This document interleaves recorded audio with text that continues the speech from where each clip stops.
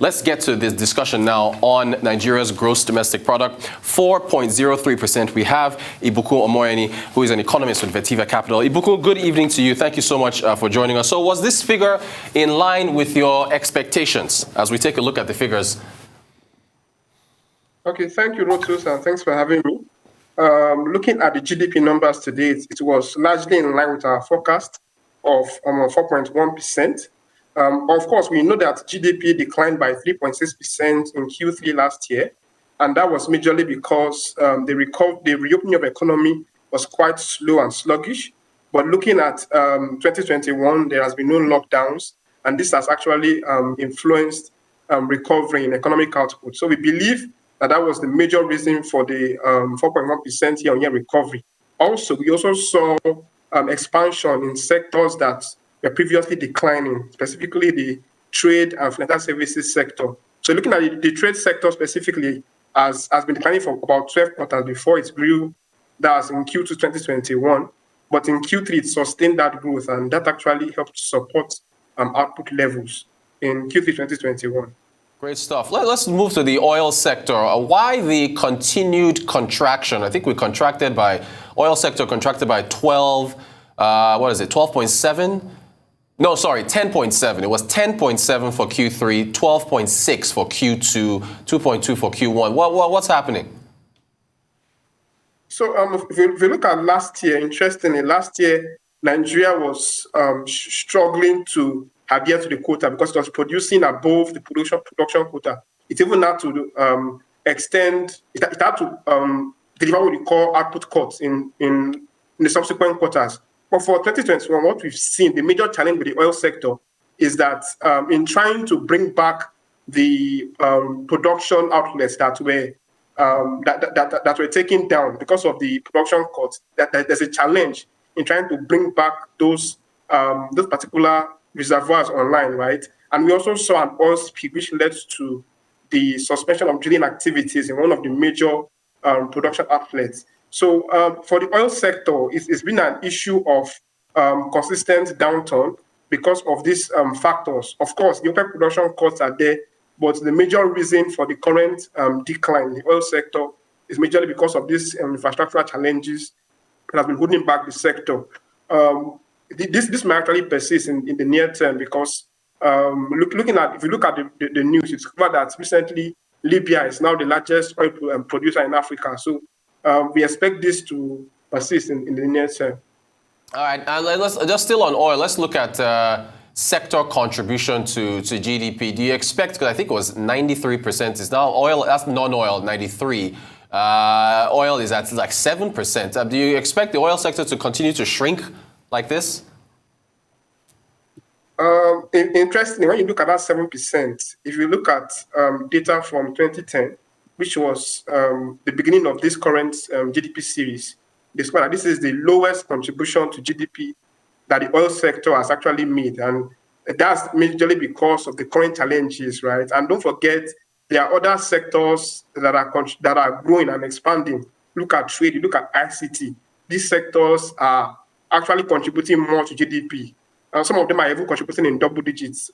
So that's why you've seen the oil sector contribute less to GDP.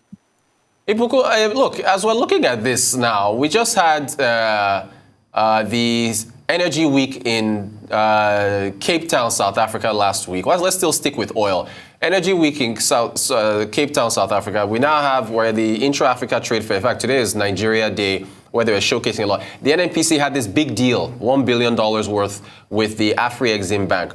And there's more oil and gas deals that are still being announced. When you look at this oil sector as it continues to contract, you've just told us now that the 7% contribution to GDP, the lowest we've seen in quite a while.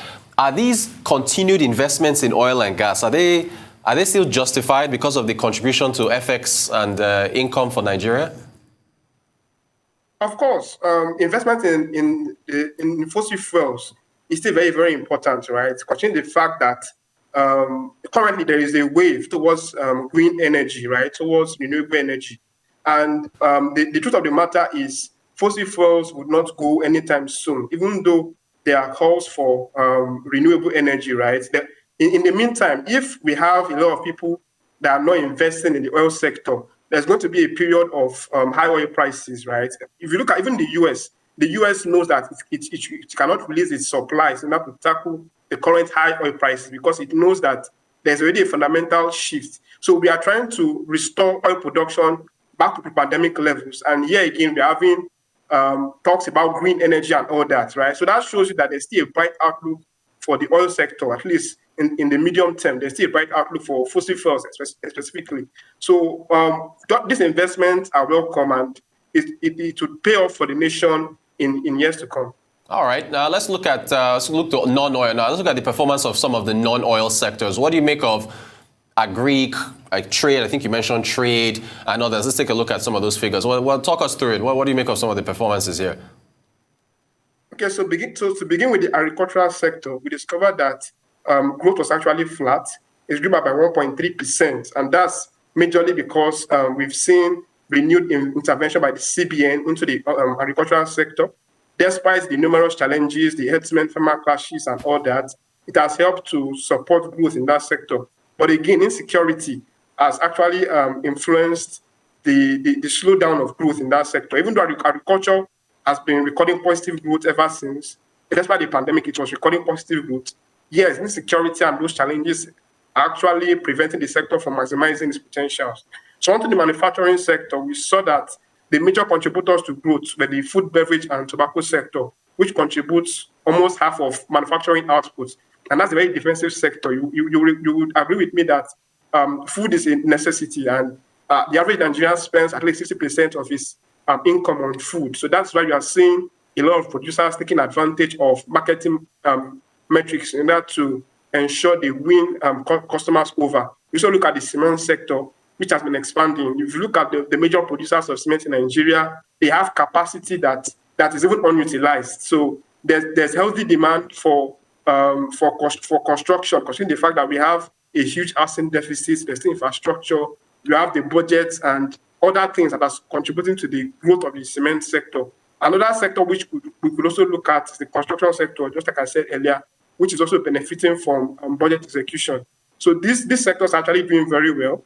I want to mention about the ICT sector. The ICT sector was growth actually slowed in the ICT sector in previous quarters because of the restriction on SIM registrations, considering the NIN SIM linkage exercise by the federal government. But we saw that the lifting of the restrictions on SIM registration actually supported growth in the ICT sector. So we believe that sector is actually benefiting from that event. But the real estate sector, of course, with renewed private investments across the board, as well as the efforts of the federal government, right? That's why we are seeing broad-based growth across these major sectors. Even the textile sector, which we call a dark horse, it actually grew in Q3, and that's actually laudable. All right, encouraging stuff. Thank you for the breakdown. So just a couple minutes to go. How do we maintain this growth in the fourth quarter for non-oil?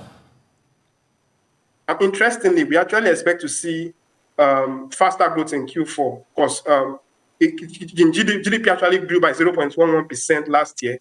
That's the least, considering the historical data from 2010 up to 2021. So we actually expect a strong growth outturn, close to 3% in Q4. So base effect would also lift activity because the recovery is fully underway, and we could expect to see more rewards of the reopening of the economy in Q4. Great stuff. I think about 30 seconds. What's your estimate for full year GDP growth for 2021? So we expect the growth numbers to come around 3%, and that's majorly because of the factors we mentioned earlier. Base effect is very strong, and up like for the first 9 months of the year, GDP is already up by 3.17%. So we actually expect growth to fall within 3% range by the time the Q4 result is out in January or February. So that informs our expectation over output growth in Nigeria. Ibukun Omoyeni, Economist with Vetiva Capital. Ibukun, it's always a pleasure talking to you. Very informative conversations every time we talk with you about Nigeria's economy. Thank you so much for joining us.